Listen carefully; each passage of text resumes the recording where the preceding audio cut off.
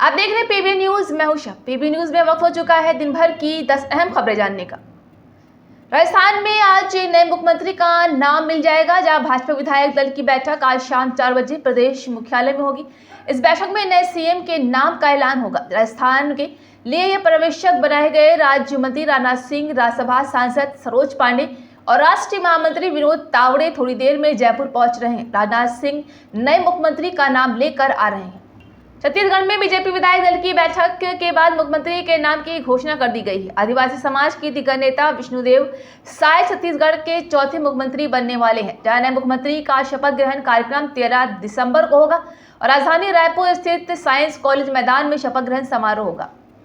Baspa supremo ने आकाश को उत्तराधिकारी घोषित करने के साथ यूपी और उत्तराखंड के साथ ही अन्य राज्यों में संगठन को मजबूत करने का जिम्मा सौंप दिया है। इसकी कवायद पार्टी के कई बड़े नेता पहले भी कर चुके हैं। पंजाब, मध्य प्रदेश, छत्तीसगढ़ और तेलंगाना में बीते विधानसभा चुनाव में पार्टी की रणनीति सफल रही है। दिल्ली में कांग्रेस सांसद राहुल गांधी ने कहा है कि पंडित जवाहरलाल नेहरू ने भारत के लिए अपनी जिंदगी दे दी, सालों जेल में रहे। जहां गृह मंत्री अमित शाह को शायद इतिहास मालूम नहीं है, ये बात केवल भ्रमित करने के लिए की गई है। जहां मूल मुद्दा जाति जनगणना का है, भागीदारी और देश का धन किसके हाथों में जा रहा है, ये मुद्दा है और इस मुद्दे पर ये लोग चर्चा नहीं करते हैं। पंडित नेहरू ने मतलब अपनी लाइफ दे दी,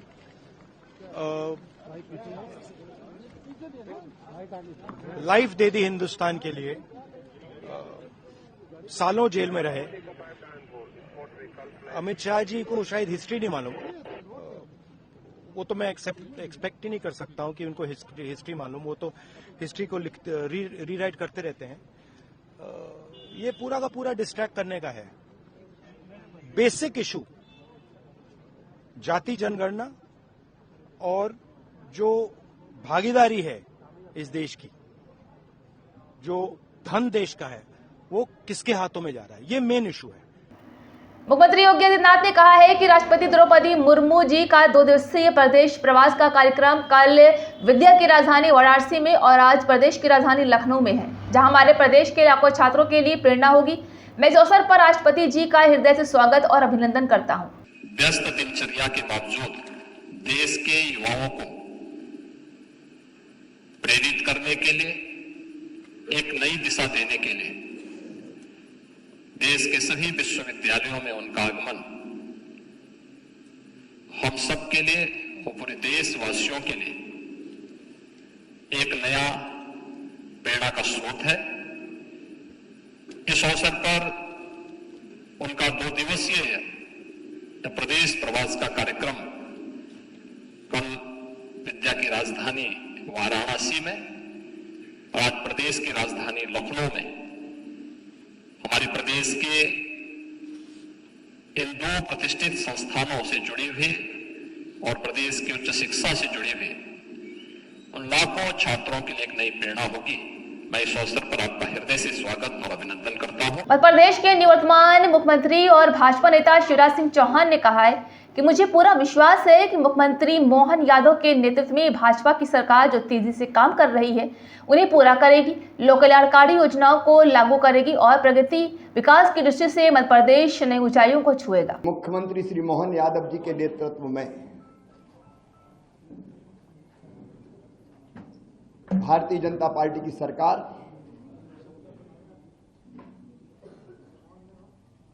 जो तेजी से काम चल रहे हैं उनको पूरा करेगी,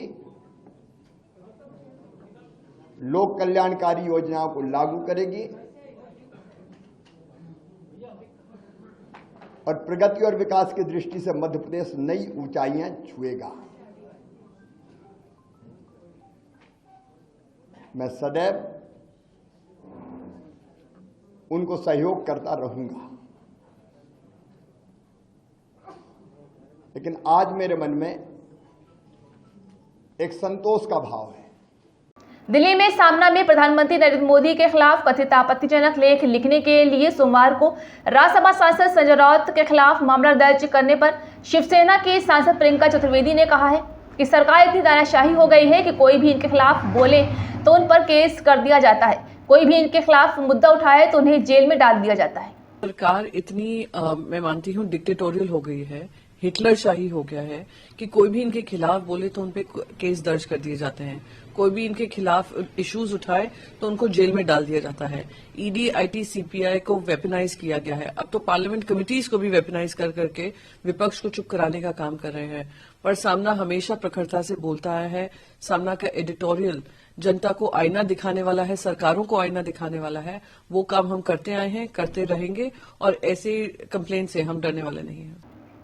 दिल्ली में कांग्रेस के राज्यसभा सांसद धीरज साहू के परिसरों पर आईटी की छापेमारी पर केंद्रीय मंत्री गिरिराज सिंह ने कहा है कि ये पैसे मोदी जी को हराने के लिए जमा किए जा रहे हैं। कांग्रेस के भ्रष्टाचार के सारे चेहरे उजागर होंगे। ये पैसे इकट्ठे किए जा रहे थे मोदी जी को हराने के लिए, और अभी तक इंडी घमंडिया गवर्नमेंट का, गठबंधन का कोई प्रतिक्रिया नहीं आया है। अमेरिका ने उन रिपोर्ट्स को लेकर चिंता जाहिर की है जिसमें दावा किया गया है कि इजराइल द्वारा लेबनान पर किए गए हमले में सफेद फास्फोरस का इस्तेमाल किया गया है। अमेरिका के नेशनल सिक्योरिटी काउंसिल के स्ट्रेटेजिक कम्युनिकेशन के समन्वयक जॉन किर्बी ने सोमवार को कहा है कि अमेरिका इस बारे में और भी ज्यादा जानकारी जुटा रहा है। बॉलीवुड अभिनेत्री जरीन खान धोखाधड़ी के एक मामले में कोलकाता की अदालत में पेश हुई हैं और उन्हें अंतरिम जमानत दे दी गई है। वे मुंबई से कोलकाता आई और सोमवार को अदालत में पेश हुई। अंतिम जमानत के साथ ही कोलकाता शहर की एक अदालत में जरीन खान को यहां नारकेलडांगा पुलिस स्टेशन में दर्ज धोखाधड़ी के एक मामले में उनकी अनुमति के बिना विदेश यात्रा नहीं करने का निर्देश दिया गया है। तो ये थी आज की 10 अहम खबरें। ताज़ा खबरों के अपडेट के लिए जुड़े रहिए हमारे साथ पीबी न्यूज़ पर।